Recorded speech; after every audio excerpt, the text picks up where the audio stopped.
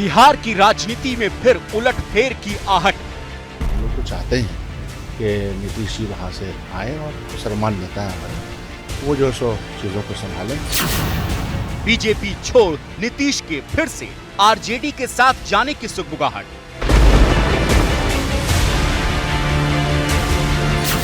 RCP के इस्तीफे से जेडीयू में बढ़ी हलचल। पटना में आज नीतीश ने बुलाई सांसदों की बैठक। हर हलचल पर आरजेडी की है पैनी नजर। लोक विमर्श में जो चीजें आ रही हैं वो बिहार के सरोकारों को कहीं न कहीं कुंठित कर रही हैं। वो कुंठा हम सब के लिए मुश्किल का क्षण है। इसीलिए मैं समझता हूं कि नेता प्रतिपक्ष तेजस्वी जी बहुत क्लोजली वॉच कर रहे हैं डेवलपमेंट को। खतरे में एनडीए गठबंधन पर बीजेपी है मौन। नीतीश कुमार जी की संख्या जो 43 पर आ गई वो जनाधार में कमी के कारण नहीं आई। नीतीश कुमार जी के खिलाफ षड्यंत्र हुआ, साजिश हुई। सब चंगा सी। संकट के बीच नीतीश की पार्टी में टूट का भी खतरा।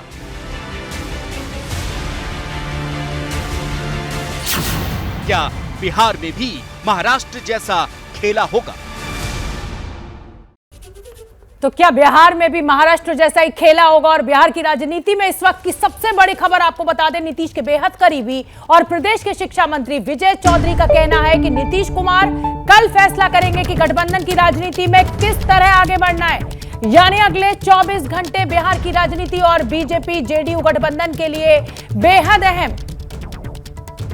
एक वरीय नेता दल छोड़ के गए हैं, जिन लोगों का संबंध उनसे रहा है या जिन लोगों की जो बातें उनके साथ हुई हैं, जो संवाद हुआ था या हो रहा है, उन सब की चर्चा करके जो पार्टी हित में फैसला होगा पार्टी को मजबूत करने के लिए, वो पार्टी लेगी।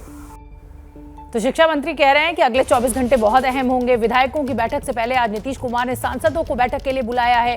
शाम तक सभी सांसदों को पटना पहुंचने के लिए भी कहा गया है। और आज शाम जेडीयू सांसदों की बैठक होगी। सभी सांसदों को पटना में बैठक के लिए बुलाया गया है। उन्हें पटना पहुंचना होगा, यह आदेश दे दिया गया है नीतीश कुमार की तरफ से। तो जेडीयू की इस अहम बैठक का इंतजार सभी सांसदों को शाम तक इस बैठक में पहुंचने के लिए यानी पटना पहुंचने के लिए कहा गया है। दल अपना बैठक बुलाता है, इसमें किसी को रोक है क्या? हम लोग भी अभी 6 दिन पहले हमने भी अपने सभी सांसद विधायकों को बुलाया था।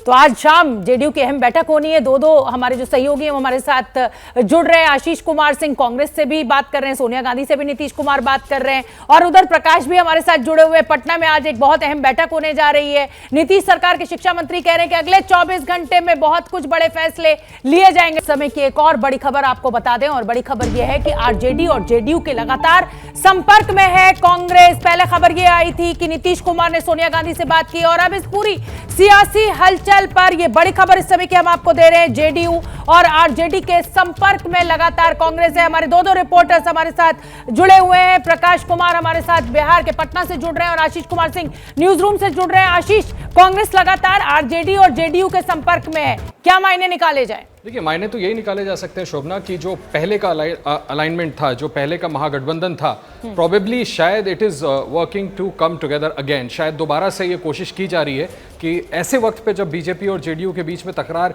इस हद तक बढ़ गई है कि आप खुद जिक्र कर रही थी कि कल गठबंधन पर नीतीश कुमार संभव है कि फैसला कर सकते हैं। ऐसे में प्रकाश कुमार ने ही, मैं बताना चाहूंगा, सबसे पहले ये टिप ऑफ दी थी कल की नीतीश कुमार ने सोनिया गांधी से बात की थी और उसके बाद हमें टॉप सोर्सेज ने कंफर्म किया था कि उन्होंने सोनिया गांधी से बात की। और उसके बाद अभी हमें यह जानकारी मिल रही है कि कांग्रेस न सिर्फ जेडीयू बल्कि आरजेडी के भी संपर्क में लगातार बनी हुई है। अब सिर्फ देखना यह बड़ा दिलचस्प होने वाला है कि नीतीश कुमार अपने विधायकों को इकट्ठा रख पाते हैं कि नहीं। मुझे लगता है उस बेसिस पे ही महागठबंधन का भविष्य तय होगा। लेकिन आशीष, एक छोटा सा सवाल और मैं लेना चाहूंगी, और क्योंकि मैं कांग्रेस के विकल्प की अगर बात करूं, आरजेडी और जेडीयू के संपर्क में जरूर है लेकिन कांग्रेस के पास सिर्फ 19 विधायकों का आंकड़ा है। ऐसे में कांग्रेस के पास कोई विकल्प नहीं है सटने के अलावा। तो क्या इसी कोशिश के रूप में इस बातचीत को देखा जाना चाहिए या आरजेडी और जेडीयू की घनिष्ठता बढ़ाने का काम कांग्रेस इस समय कर रही है? देखिए, निश्चित तौर पर यह पॉलिटिकल ऑब्जर्वेशन सही है, लेकिन अभी जो मौजूदा समीकरण है हमको शोभना उसमें यह देखना पड़ेगा कि गरज कांग्रेस से ज्यादा नीतीश कुमार की नजर आ रही है। आखिर क्या वजह है कि नीतीश कुमार ने सोनिया गांधी को संपर्क किया और सिर्फ 19 19 विधायकों वाली पार्टी ने नीतीश कुमार को संपर्क नहीं किया। मुझे लगता है कि पॉलिटिकल जरूरत अभी नीतीश कुमार की ज्यादा है, उनको फैसला करना। और मैं फिर दोहरा दूं कि यह देखना बड़ा दिलचस्प होगा कि नीतीश कुमार अपने विधायकों को इकट्ठा रख पाते हैं कि नहीं, क्योंकि ये थ्रेट बहुत ज्यादा है कि कहीं ऐसा ना हो कि आरसीपी सिंह ठीक महाराष्ट्र की तरह उनके ज्यादातर विधायकों को तोड़ने में कामयाब हो जाए। ठीक है, मैं अब प्रकाश कुमार का रुख करना चाहूंगी। प्रकाश इस समय बिहार की राजधानी पटना में मौजूद है और बहुत नजदीक से इस पूरी खबर पर नजर बनाए हुए हैं। 31 विधायक चाहिए प्रकाश आरसीपी सिंह को तोड़ने के लिए, और 45 में से 31 तोड़ना इतना आसान नहीं है। एकनाथ शिंदे के साथ तो बहुत सारे विधायक थे, लेकिन यहां पर आरसीपी सिंह का ऐसा बेस नहीं दिख रहा है। आज जेडीयू की अहम बैठक, क्या जानकारी? शोभना, मैं इस वक्त बिहार विधानसभा के ठीक सामने में खड़ा हूं और आपसे बात कर रहा हूं, क्योंकि हर किसी की निगाह कुछ देर में यही होने वाली है। कुछ दिनों तक यहां हलचल रहेगी अगर नीतीश कुमार बीजेपी के साथ गठबंधन तोड़ लेते हैं तो, जिसके बारे में बताया जा रहा है कि औपचारिक ऐलान होगा। जहां तक आरसीपी सिंह की बात है तो आरसीपी सिंह ही बलि का बकरा बनने वाले हैं, क्योंकि उनके आज जो विजय चौधरी ने जो बयान आपने थोड़ी देर पहले सुनाया दर्शकों को, उसमें वो ये साफ कह रहे हैं कि आरसीपी सिंह से जुड़े हुए जो लोग थे, जो उनके संपर्क में थे और जो अभी भी संपर्क में हैं, वो क्या बातचीत कर रहे हैं। क्या पार्टी को तोड़ने की साजिश रची जा रही थी? इसका उन्होंने इशारा राष्ट्रीय अध्यक्ष जो ललन सिंह है उन्होंने कल ही कर दिया था कि चिराग मॉडल को लागू करने की कोशिश की जा रही थी, जेडीयू को तोड़ने की साजिश की जा रही थी। पहले इसके कद को छोटा किया गया, इनके पार्टी के नेता को छोटा किया गया, और अब उनके पार्टी पर क्या निशाना था, कौन पीछे था। तो ये सब कुछ है कि आरसीपी सिंह किस तरह से ऑपरेट कर रहे थे, क्या बीजेपी के कहने पर ऑपरेट कर रहे थे।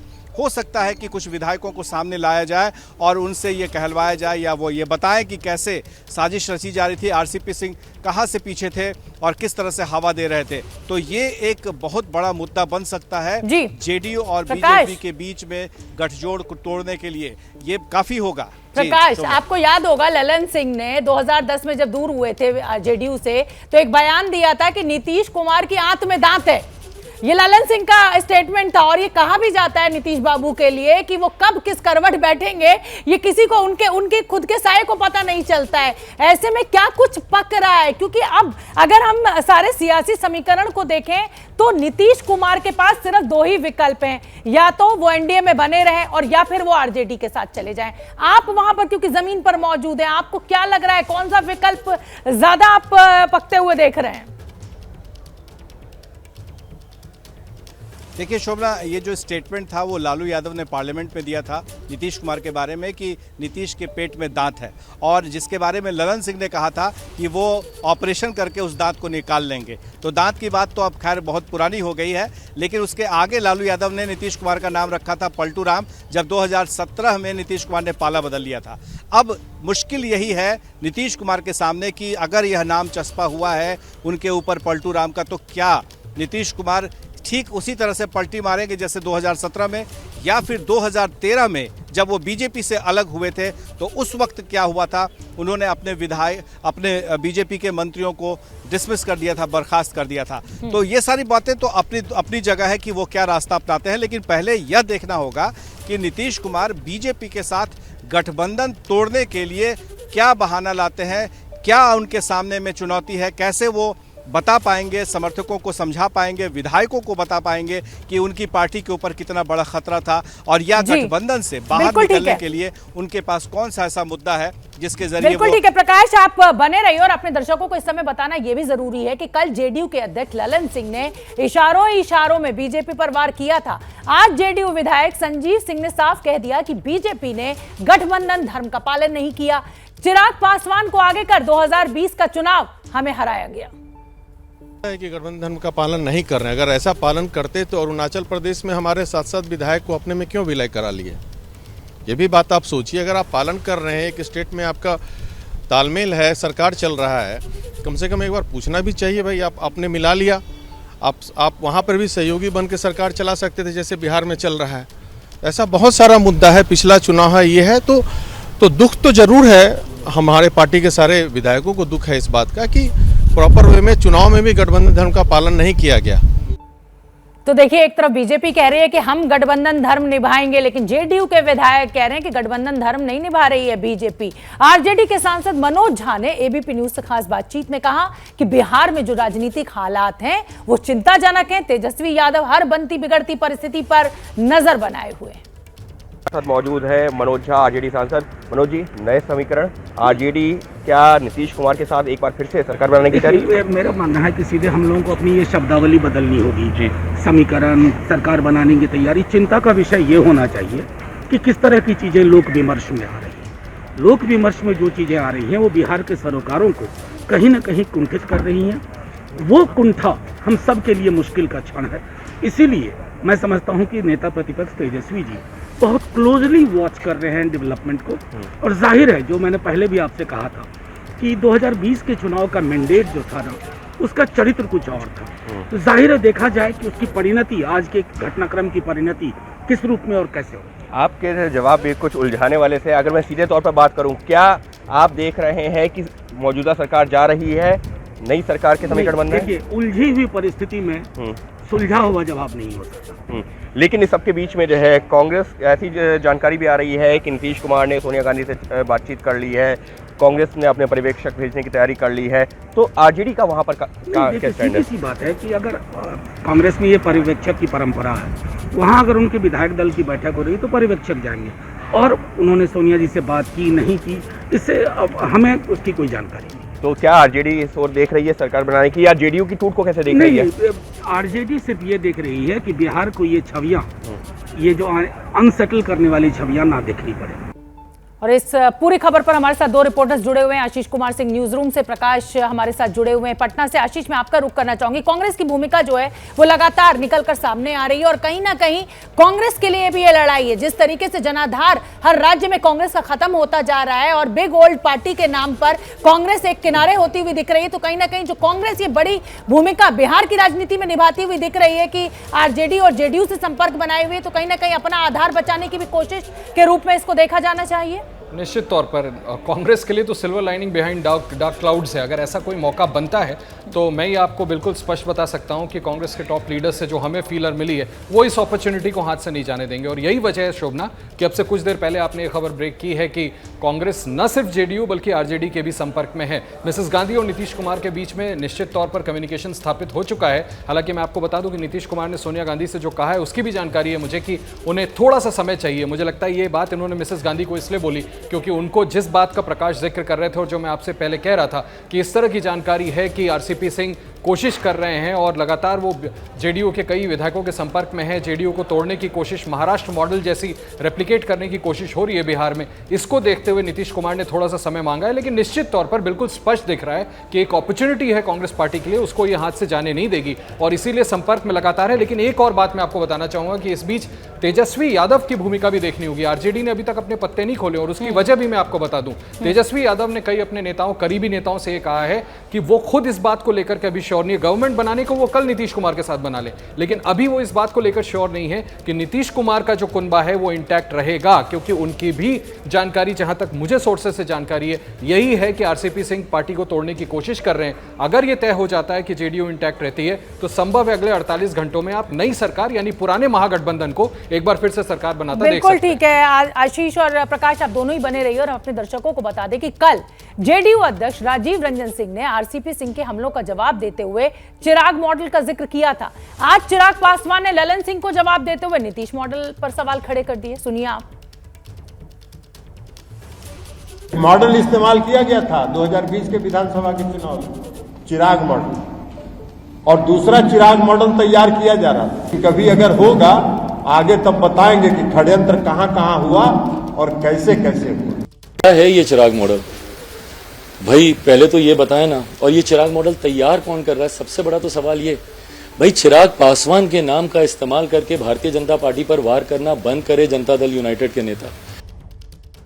तो प्रकाश का मैं एक बार फिर रुख करना चाहूंगी, पटना में मौजूद हैं। प्रकाश, आप देख रहे हैं किस तेजी के साथ वहां पर बिहार की सियासत में हलचल मची हुई है। मेरा पहला सवाल तो आपसे यही है, तेजस्वी यादव को लेकर जो हमने पिछली चर्चा में आशीष जिक्र कर रहे थे, चिराग मॉडल की भी बात करना चाहूंगी मैं आपसे, लेकिन मेरा तेजस्वी को लेकर सवाल यह है कि देखिए, तेजस्वी यादव का काम तभी चलेगा जब पूरे के पूरे नीतीश कुमार उनके साथ आए, यानी कि सारे के सारे विधायक लेकर 45 के 45 लेकर या 42-43 जो भी आंकड़ा नीतीश के पास है वो आए।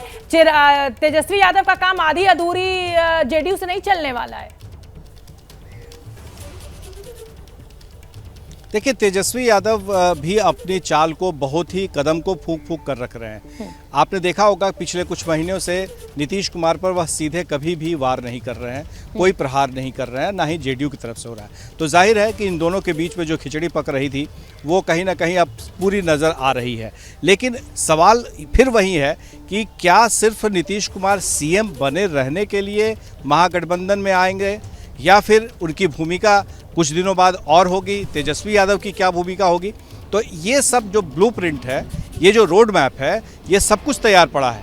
अब सिर्फ और सिर्फ एक इंतज़ार किया जा रहा है उस अगले कदम का कि जहां पर नीतीश कुमार, मैं फिर कहूँगा कि ये बता सकें कि आखिर वो इस गठबंधन से, बीजेपी गठबंधन से बाहर क्यों आ रहे हैं। उनके पास एक सॉलिड चाहिए, एक इशू चाहिए, मुद्दा चाहिए, जिस मुद्दे पर वो पूरे देश में जा सके, वो सबको बता सके, और उनके ऊपर जो छवि पर दाग लगा है कि इधर पलट उधर पलट, वो कम से कम खत्म हो सके। बिल्कुल। तो और पलटी का काउंटडाउन लगातार हम चला रहे हैं कि सब चंगा है गठबंधन में, क्या छोड़ेंगे नीतीश कुमार एनडीए का साथ। तो फिलहाल आप दोनों का बहुत बहुत धन्यवाद। नजर बना के रखिए, जैसे कोई अपडेट होगा फौरन हम अपने दर्शकों तक पहुंचाएंगे।